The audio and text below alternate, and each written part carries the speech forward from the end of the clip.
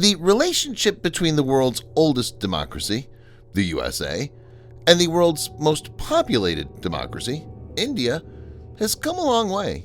It's strengthened substantially in the last decade or so. The two countries have signed multiple defense deals like LEMOA, Logistics Exchange Memorandum of Agreement, that allows them to use each other's land, air, and naval bases for repair and resupply, and COMCASA, or Communications, Compatibility, and Security Agreement, which enables interoperation between the U.S. and Indian military. India has bought multiple American platforms like P-8 Poseidon, AH-64 Apache, and M777 howitzer.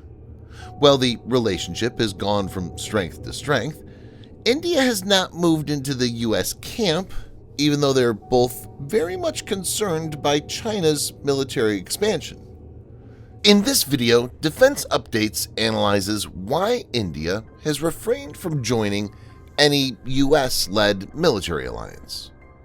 Let's get started. Before we proceed, a word on NordVPN, which is one of the most trusted VPN brands worldwide that has a no-log policy validated by Deloitte, an industry-leading Big Four auditing firm. NordVPN provides an encrypted tunnel that protects your privacy by preventing external entry to your internet traffic, as well as enabling you to access content that's blocked based on geolocation. Best of all, with one NordVPN account, you can secure up to 6 devices at the same time. Get an exclusive NordVPN deal with massive savings by going to nordvpn.com/defense or clicking the link in the description. It's risk-free with Nord's 30-day money-back guarantee.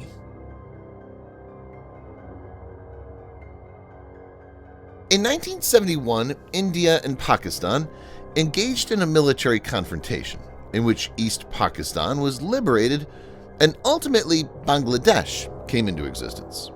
The war saw more than 93,000 Pakistani servicemen being taken prisoner by the Indian Army. But during the war, the U.S. tried to intervene on Pakistan's side. The U.S. sympathized with Pakistan because of several reasons. Among them, 2 were major. 1, Pakistan belonged to the American-led military pact, CENTO, and CETO. 2, the U.S. believed any victory of India would be considered as the expansion of Soviet influence, as India was believed to be pro-Soviet, even though it was non-aligned. The U.S. sent the 7th Fleet's Task Force 74 to pressure India.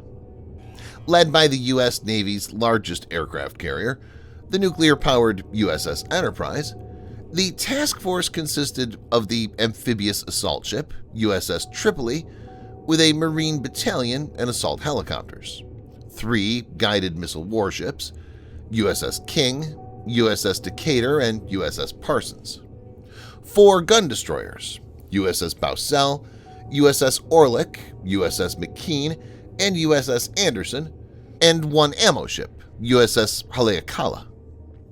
The U.S. also asked its ally, the U.K., to move its assets in the same cause. U.S. actions also involved encouraging China to make military moves to achieve the same end, and an assurance to China that if China menaced India and the Soviet Union moved against China in support of India, the United States would protect China from the Soviet Union.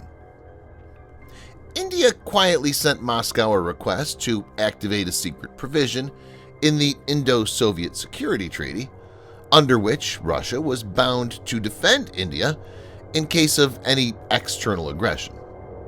Russia dispatched a nuclear-armed flotilla from Vladivostok on December 13th under the overall command of Admiral Vladimir Krugliakov. The U.S. flotilla blocked the American task group, and the U.S. couldn't get its way.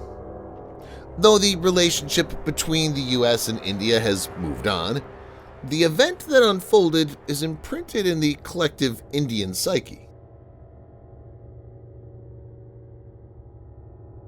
Since the signing of the Declaration on the India-Russia Strategic Partnership in October 2000, during the visit of President Vladimir Putin to India, India-Russia ties have acquired a qualitatively new character, with enhanced levels of cooperation taking place in almost all areas of the bilateral relationship, including political, security, trade and economy, defense, science, and technology and culture.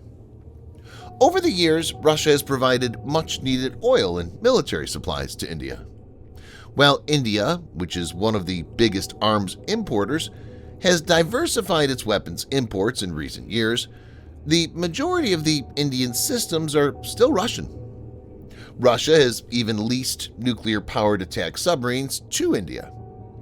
The dreaded BrahMos supersonic cruise missile is also a collaboration between India and Russia.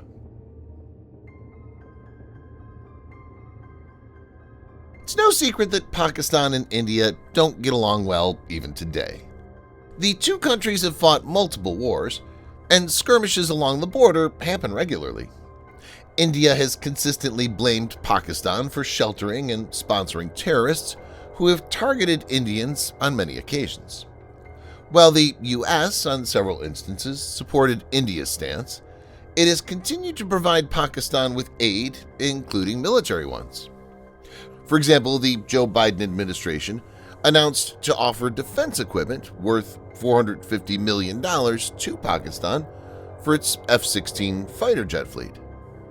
It's just enough to keep the 3 aircraft squadrons in the Pakistan Air Force, PAF, operational. But India's concern is driven by its understanding that the sale offer in itself indicates a continued U.S.-Pakistan engagement, which certainly is a pain point. It's also to be noted that the U.S. sanctioned India in 1998 after the country conducted Pokhran nuclear tests, but not Pakistan when they did the same. Many Indian geostrategic experts believe that the U.S. is using Pakistan as a counterweight against India, just like it wants to use India as a counter to China. There are many instances when the U.S. seems to have undermined Indian interests and sensitivities. Religious Freedom Report, which is annually published by the U.S. State Department, has often painted a very dark and, by many accounts, an unjustified account of India's landscape.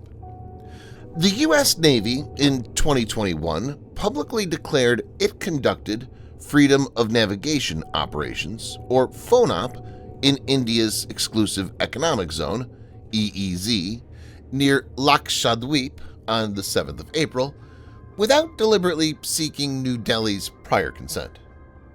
An Indian official was quoted as saying, "Yes, EEZs are international waters where foreign shipping cannot be impeded. The U.S. Navy does undertake FONOPs in EEZs of different countries, including India, but to make such a confrontational and provocative statement about India is very unusual." Certain elements in the U.S. support and fund people who are actively spreading fake news and running malicious propaganda against India, a sovereign country, in the name of free speech. Trust between the United States and India took a hit recently. The U.S. Department of Justice indicated that an Indian government employee was involved in a plot to murder an American citizen. Gurpatwant Singh Pannoon, head of the Sikhs for Justice NGO in the U.S., was the target. Sikhs for Justice is a pro-Khalistan separatist organization that's been banned by India. Pannoon regularly abuses Indian diplomats and has even threatened to attack the Indian parliament. Some media reports have indicated that he has been backed by the CIA. This kind of issue has made Indian strategic observers wary of the U.S., and this has prevented the relations from moving to the next level. Subscribe for more videos like this. Hit the like button if you find the video interesting, and kindly provide your feedback in the comment section. This will help us improve.